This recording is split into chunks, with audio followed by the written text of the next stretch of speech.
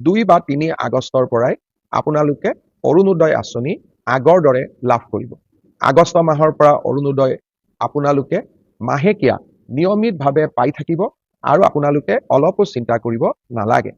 সেই ধৰণে আমি যিটো কম দামত চেনি বা দাইল দি আছিলো, সেই আঁচনিখনো আমি আগষ্ট মাহৰ পৰাই আৰম্ভ কৰিম। অৱশ্যে আমি ইয়াক অকণমান নতুন ৰূপত লৈ আহিম।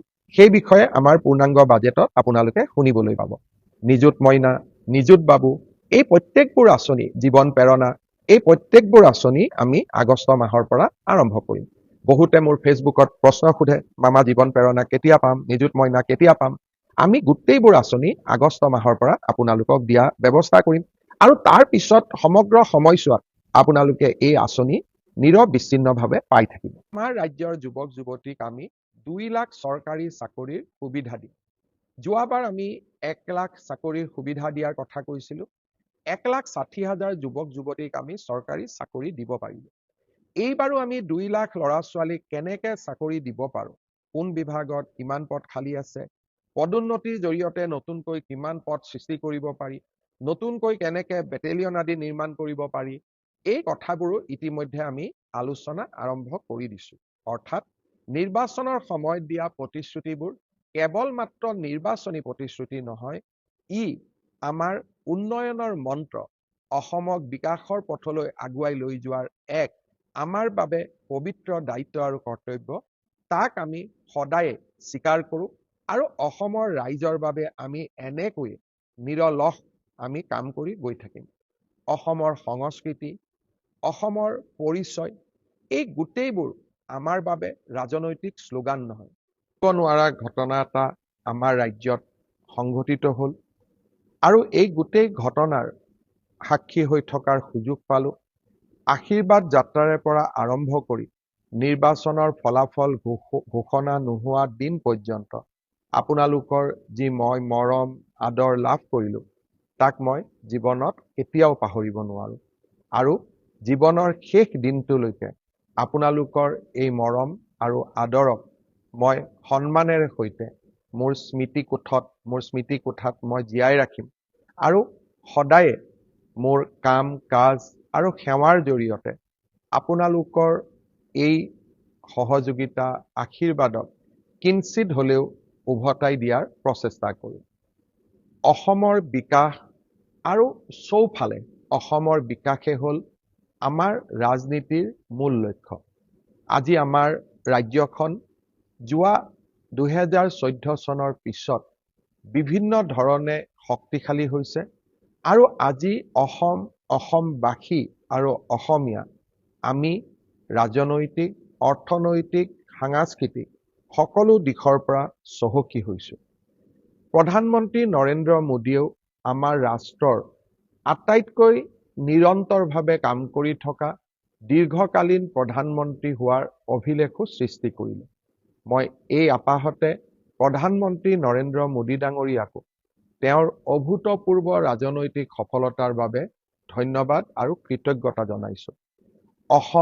অসমবাসী আৰু অসমীয়াৰ প্ৰতি তেওঁ দেখুওৱা অভূতপূৰ্ব মৰম আৰু সহযোগিতাৰ বাবেও মই আকৌ এবাৰ তেখেতক কৃতজ্ঞতা জনাইছোঁ। ৰাজ্যৰ দায়িত্বভাৰ গ্ৰহণ কৰাৰ পিছৰে পৰা আমি ইতিমধ্যে আমাৰ কৰ্মযজ্ঞত আমি নিজকে নিয়োগ কৰিছোঁ। আমাৰ ৰাজ্যত বিধানসভাৰ জৰিয়তে প্ৰথম এমাহৰ ভিতৰতে ইউনিফৰ্ম চিভিল কোড অৰ্থাৎ UCCৰ যি অনুমোদন বিধানসভাৰ জৰিয়তে আমি যি অনুমোদন লাভ কৰিলোঁ, সি আমাৰ এক ডাঙৰ নিৰ্বাচনী প্ৰতিশ্ৰুতি পূৰণো হ'ল আৰু সামাজিক ন্যায় প্ৰতিষ্ঠাৰ ক্ষেত্ৰত ই এক মহা ঘটনালৈ ৰূপান্তৰ পালে। যোৱা কেইটামান দিনত আমি কেইবাটাও গুৰুত্বপূৰ্ণ সিদ্ধান্তও গ্ৰহণ কৰিছোঁ। আমাৰ ৰাজ্যত যেতিয়া নিৰ্বাচন হয়, নিৰ্বাচনৰ আগতে মাত্ৰ 4 মাহ চৰকাৰৰ টকা পইচা খৰচ কৰাৰ বাবে আমি ভোট অন একাউণ্টছ আমি গ্ৰহণ কৰোঁ। কাৰণ নিৰ্বাচনত কোন ৰাজনৈতিক দল জিকিব সি ঠিক হৈ নাথাকে। নিৰ্বাচনৰ পিছতেই যাতে এখন পূৰ্ণাংগ বাজেট দিব পৰা যায়, সেইবাবে নিৰ্বাচনৰ সময়ত মাত্ৰ 4 মাহৰ বাবে দৰমহাকে ধৰি প্ৰয়োজনীয় খৰচখিনি কৰাৰ বাবে আমি ভোট অন একাউণ্টছ বাজেট গ্ৰহণ কৰোঁ। নিৰ্বাচিত চৰকাৰে আহিয়েই এখন পূৰ্ণাংগ বাজেট দাখিল কৰে। অহা 6 জুলাইৰ পৰা অসমত বিধানসভাৰ অধিৱেশন আৰম্ভ হ'ব আৰু পূৰ্ণাংগ বাজেট আমি জুলাই মাহত গ্ৰহণ কৰিব পাৰিম। আমাৰ আই মাতৃসকলে বিভিন্ন উন্নয়নমূলক আঁচনিৰ লগত যোৱা মাহটোত নিজকে জড়িত কৰিব পৰা নাই, কাৰণ আমাৰ ভোট অন একাউণ্টছ বাজেটৰ বাবেই আমি এনেধৰণৰ উন্নয়নমূলক কাম কাজসমূহ কৰিব পৰা নাই। মই ইতিমধ্যে সংবাদ মাধ্যমত কৈছোঁ, কিন্তু আজি মই আপোনালোকক আকৌ এবাৰ ক'ব খুজিছোঁ যে আগষ্ট মাহৰ প্ৰথম সপ্তাহৰ পৰাই মই চেষ্টা কৰিম 2 বা 3 আগষ্টৰ পৰাই আপোনালোকে অৰুণোদয় আঁচনি আগৰ দৰে লাভ কৰিব। আগষ্ট মাহৰ পৰা অৰুণোদয় আপোনালোকে মাহেকীয়া নিয়মিতভাৱে পাই থাকিব আৰু আপোনালোকে অলপো চিন্তা কৰিব নালাগে। সেই ধৰণে আমি যিটো কম দামত চেনি বা দাইল দি আছিলোঁ, সেই আঁচনিখনো আমি আগষ্ট মাহৰ পৰাই আৰম্ভ কৰিম। অৱশ্যে আমি ইয়াক অকণমান নতুন ৰূপত লৈ আহিম, সেই বিষয়ে আমাৰ পূৰ্ণাংগ বাজেটত আপোনালোকে শুনিবলৈ পাব। নিযুত মইনা, নিযুত বাবু, এই প্ৰত্যেকবোৰ আঁচনি, জীৱন প্ৰেৰণা, এই প্ৰত্যেকবোৰ আঁচনি আমি আগষ্ট মাহৰ পৰা আৰম্ভ কৰিম। বহুতে মোৰ ফেচবুকত প্ৰশ্ন সোধে, মামা জীৱন প্ৰেৰণা কেতিয়া পাম, নিযুত মইনা কেতিয়া পাম? আমি গোটেইবোৰ আঁচনি আগষ্ট মাহৰ পৰা আপোনালোকক দিয়া ব্যৱস্থা কৰিম আৰু তাৰ পিছত সমগ্ৰ সময়ছোৱাত আপোনালোকে এই আঁচনি নিৰবিচ্ছিন্নভাৱে পাই থাকিব। এই আঁচনিসমূহ চলি থকাৰ লগতে আমি অসমৰ বাবে গ্ৰহণ কৰা ডাঙৰ ডাঙৰ আঁচনিবিলাকৰ কামো এই সময়ছোৱাত আগবঢ়াই লৈ গৈ আছোঁ। গুৱাহাটী ৰিং ৰোডৰ নিৰ্মাণ কাৰ্য ইতিমধ্যে আৰম্ভ হ'ল। কাজিৰঙাৰ এলিভেটেড কৰিডৰৰ নিবিদা প্ৰক্ৰিয়া ইতিমধ্যে আৰম্ভ হ'ল। অহা এমাহৰ ভিতৰত নুমলীগড় আৰু গহপুৰৰ মাজৰ যি আমি প্ৰায় 18,000 কোটি টকাৰে সুৰংগ নিৰ্মাণ কৰিম, তাৰো নিবিদা প্ৰক্ৰিয়া এই মাহৰ ভিতৰতে অৰ্থাৎ জুলাই মাহৰ ভিতৰতে আৰম্ভ হ'ব। ইয়াৰ উপৰিও মই নতুন দিল্লীত থকা সময়ছোৱাত প্ৰধানমন্ত্ৰী নৰেন্দ্ৰ মোদী ডাঙৰীয়া আৰু কেন্দ্ৰীয় পথ পৰিবহণ মন্ত্ৰী নীতিন গাডকাৰী ডাঙৰীয়াক লগ পোৱাৰ মোৰ সৌভাগ্য হৈছিল। তেখেতসকলে মোক 3টা আঁচনি অসমৰ বাবে খুব তৎপৰতাৰে অনুমোদনৰ প্ৰতিশ্ৰুতি দিছে।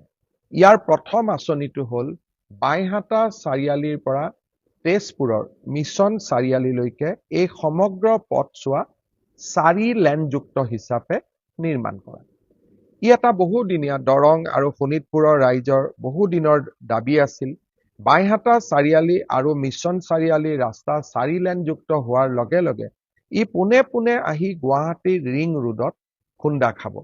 অৰ্থাৎ ৰিং ৰোডৰ পৰাই গুৱাহাটীক টাচ নকৰাকৈ আমি জাগিৰোডলৈ যাব পাৰিম, সোণাপুৰলৈ যাব পাৰিম আৰু ৰঙিয়া আদিলৈকেও আমি ডিৰেক্টলি 4 লেনযুক্ত ৰাস্তাৰে আমি যোৱাৰ সুযোগ পাম। ইয়াৰ উপৰিও আৰু এটা নতুন আঁচনি আমি আনিব খুজিছোঁ, সেইটো হ'ল গুৱাহাটী বিমানবন্দৰৰ পৰা গড়ল, ধাৰাপুৰ, গুৱাহাটী বিশ্ববিদ্যালয় এই 10-12 কিলোমিটাৰ পথ আমি এটা এলিভেটেড কৰিডৰ অৰ্থাৎ 10 কিলোমিটাৰৰ এখন উৰণীয়া সেতু আমি নিৰ্মাণ কৰিব খুজিছোঁ, যাতে গুৱাহাটী বিমানবন্দৰলৈ জালুকবাৰীৰ পৰা মাত্ৰ 7 বা 8 মিনিটতে আমি গৈ পাব পাৰোঁ। এই আঁচনিখনো অহা কিছু মাহৰ ভিতৰতে অনুমোদন হ'ব বুলি ভাৰত চৰকাৰে আমাক অৱগত কৰিছে। তৃতীয়তে আমি এটা ডাঙৰ আঁচনি হাতত লৈছিলোঁ, সেয়া হ'ল শিলিগুৰিৰ পৰা শিলচৰ এটা নতুন এক্সপ্ৰেছ হাইৱে। ইয়াৰে প্ৰথম পৰ্যায় শিলচৰৰ পৰা বৰাপানীলৈ প্ৰায় 25,000 কোটি টকাৰ এখন বিশাল আঁচনি। ই ইতিমধ্যে প্ৰধানমন্ত্ৰী নৰেন্দ্ৰ মোদী ডাঙৰীয়াই শিলচৰত আধাৰশিলা কৰিছিল। এতিয়া ছেকেণ্ড ফেজত এই আঁচনিখন বৰাপানীৰ পৰা গুৱাহাটীলৈ অনুমোদন হ'ব। তৃতীয় পৰ্যায়ত গুৱাহাটীৰ পৰা শ্ৰীৰামপুৰলৈ আৰু চতুৰ্থ পৰ্যায়ত শ্ৰীৰামপুৰৰ পৰা শিলিগুৰিলৈ ইয়াক কানেক্ট কৰা হ'ব। এই আঁচনিখনো আমাৰ 5 বছৰীয়া কাৰ্যকালৰ ভিতৰতে আমি শেষ কৰিম। এনেধৰণে ভগৱানে কৰিলে গুৱাহাটীৰ পৰা তিনচুকীয়ালৈ এটা এক্সপ্ৰেছ হাইৱে নিৰ্মাণৰ মোৰ মনত ইচ্ছা আছে, তাৰ বিষয়েও আমি নিশ্চিতভাৱে আমাৰ প্ৰচেষ্টা চলাই যাম। ডিব্ৰুগড়ক ৰাজ্যৰ দ্বিতীয়খন ৰাজধানী ঘোষণা কৰা হৈছিল। ডিব্ৰুগড়ৰ উন্নয়নৰ বাবে আমাৰ কেবিনেটে 500 কোটি টকা ব্যয় কৰাৰ বাবে সিদ্ধান্ত গ্ৰহণ কৰিছে। বিধায়ক প্ৰশান্ত ফুকনক এই আঁচনিখনৰ সিলেকশ্যন বা কি কাম কৰিব লাগিব, তাৰ কাৰণে তেখেতৰ নেতৃত্বত আমি ছেকেণ্ড কেপিটেল ডেভেলপমেণ্ট অথৰিটি এটা কৰিছো। আৰু নিশ্চিতভাৱে অহা কিছুদিনত মই যেতিয়া ডিব্ৰুগড়লৈ যাম, এই আঁচনি বা এই 500 কোটি টকাৰে আমি কি কাম কৰিম তাৰ বিষয়ে ডিব্ৰুগড়ৰ ৰাইজৰ লগত কথা পতাৰ মই নিশ্চিতভাৱে সুযোগ গ্ৰহণ কৰিম। ইয়াৰ উপৰিও আমি শিলচৰৰ এখন নতুন বিমানবন্দৰ নিৰ্মাণৰ যিটো প্ৰচেষ্টা, তাৰ অনুমোদনৰ বাবে আমি কাম কৰি আছো। অহা কেইদিনমানৰ ভিতৰতে আমি তাৰো অনুমোদন পোৱাৰ আশা কৰিছো।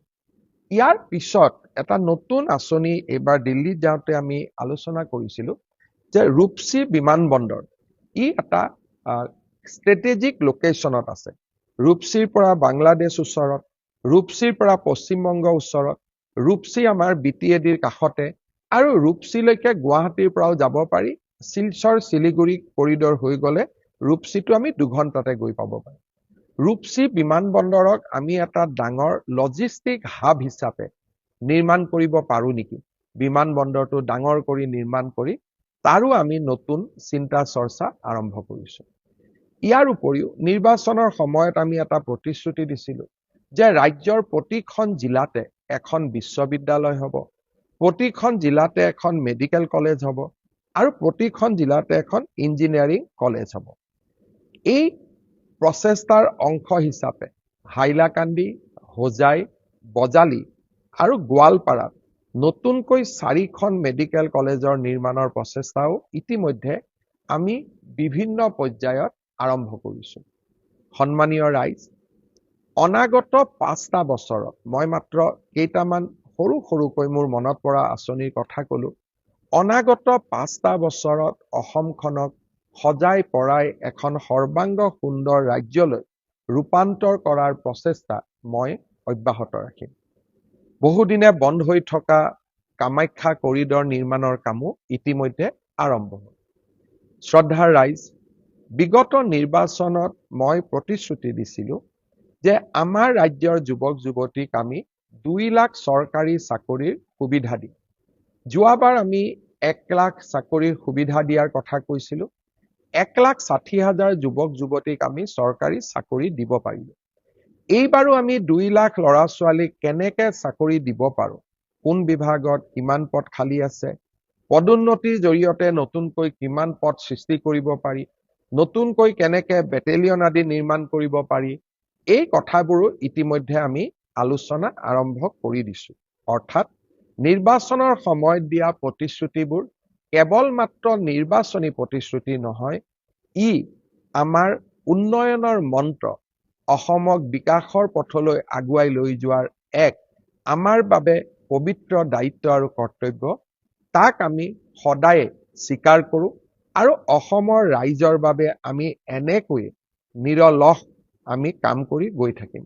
ইতিমধ্যে সংবাদ মাধ্যমত কৈছো, কিন্তু আজি মই আপোনালোকক আকৌ এবাৰ ক'ব খুজিছো যে আগষ্ট মাহৰ প্ৰথম সপ্তাহৰ পৰাই মই চেষ্টা কৰিম 2 বা 3 আগষ্টৰ পৰাই আপোনালোকে অৰুণোদয় আঁচনি আগৰ দৰে লাভ কৰিব। আগষ্ট মাহৰ পৰা অৰুণোদয় আপোনালোকে মাহেকীয়া নিয়মিতভাৱে পাই থাকিব আৰু আপোনালোকে অলপো চিন্তা কৰিব নালাগে। সেই ধৰণে আমি যিটো কম দামত চেনি বা দাইল দি আছিলো, সেই আঁচনিখনো আমি আগষ্ট মাহৰ পৰাই আৰম্ভ কৰিম। অৱশ্যে আমি ইয়াক অকণমান নতুন ৰূপত লৈ আহিম, সেই বিষয়ে আমাৰ পূৰ্ণাংগ বাজেটত আপোনালোকে শুনিবলৈ পাব। নিযুত মইনা, নিযুত বাবু, এই প্ৰত্যেকবোৰ আঁচনি, জীৱন প্ৰেৰণা, এই প্ৰত্যেকবোৰ আঁচনি আমি আগষ্ট মাহৰ পৰা আৰম্ভ কৰিম। বহুতে মোৰ ফেচবুকত প্ৰশ্ন সোধে, মামা জীৱন প্ৰেৰণা কেতিয়া পাম, নিযুত মইনা কেতিয়া পাম। আমি গোটেইবোৰ আঁচনি আগষ্ট মাহৰ পৰা আপোনালোকক দিয়া ব্যৱস্থা কৰিম আৰু তাৰ পিছত সমগ্ৰ সময়ছোৱাত আপোনালোকে এই আঁচনি নিৰবিচ্ছিন্নভাৱে পাই থাকিব।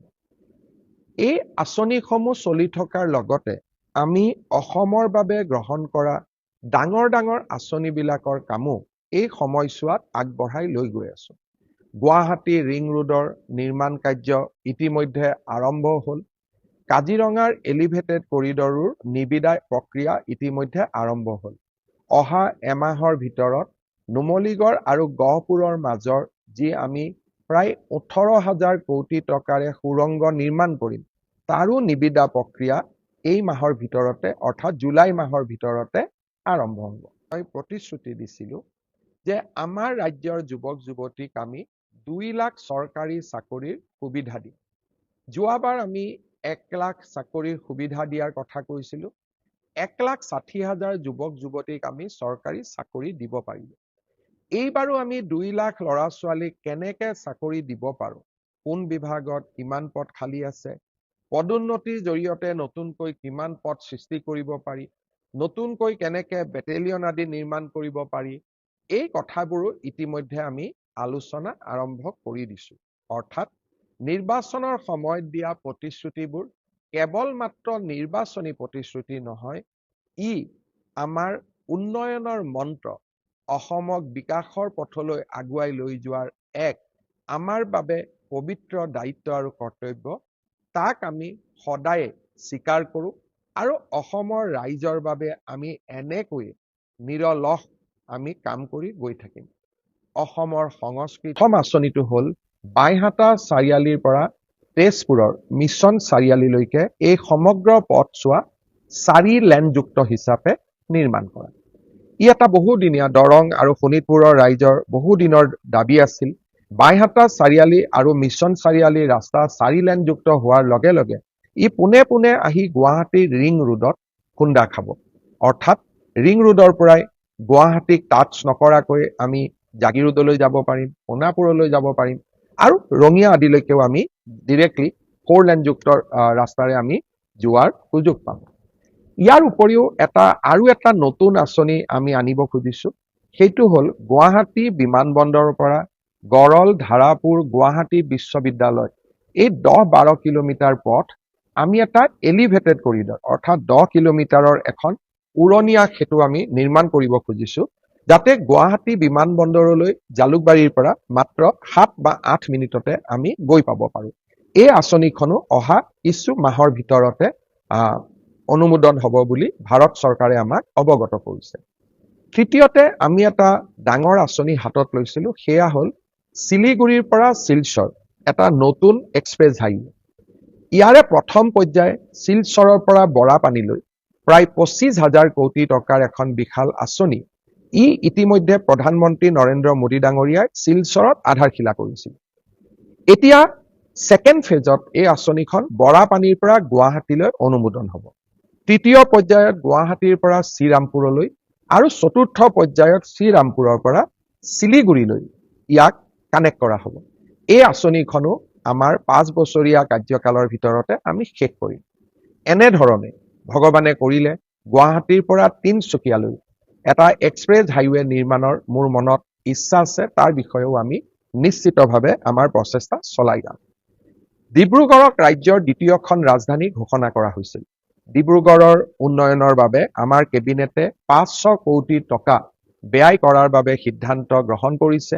বিধায়ক প্ৰশান্ত ফুকনক এই আঁচনিখনৰ সিলেকশ্যন বা কি কাম কৰিব লাগিব তাৰ কাৰণে তেখেতৰ নেতৃত্বত আমি ছেকেণ্ড কেপিটেল ডেভেলপমেণ্ট অথৰিটি এটা কৰিছোঁ আৰু নিশ্চিতভাৱে অহা কিছুদিনত মই যেতিয়া ডিব্ৰুগড়লৈ যাম, এই আঁচনি বা এই 500 কোটি টকাৰে আমি কি কাম কৰিম তাৰ বিষয়ে ডিব্ৰুগড়ৰ ৰাইজৰ লগত কথা পতাৰ মই নিশ্চিতভাৱে সুযোগ গ্ৰহণ কৰিম। ইয়াৰ উপৰিও আমি শিলচৰৰ এখন নতুন বিমানবন্দৰ নিৰ্মাণৰ যিটো প্ৰচেষ্টা তাৰ অনুমোদনৰ বাবে আমি কাম কৰি আছোঁ। অহা কেইদিনমানৰ ভিতৰতে আমি তাৰো অনুমোদন পোৱাৰ আশা কৰিছোঁ। ইয়াৰ পিছত এটা নতুন আঁচনি এইবাৰ দিল্লীত যাওঁতে আমি আলোচনা কৰিছিলোঁ যে ৰূপসী বিমানবন্দৰ, ই এটা ষ্ট্ৰেটেজিক লোকেশ্যনত আছে। ৰূপসীৰ পৰা বাংলাদেশ ওচৰত, ৰূপসীৰ পৰা পশ্চিমবংগ ওচৰত, ৰূপসী আমাৰ BTADৰ কাষতে আৰু ৰূপসীলৈকে গুৱাহাটীৰ পৰাও যাব পাৰি। শিলচৰ শিলিগুৰি কৰিডৰ হৈ গ'লে ৰূপসীটো আমি 2 ঘণ্টাতে গৈ পাব পাৰোঁ। ৰূপসী বিমানবন্দৰক আমি এটা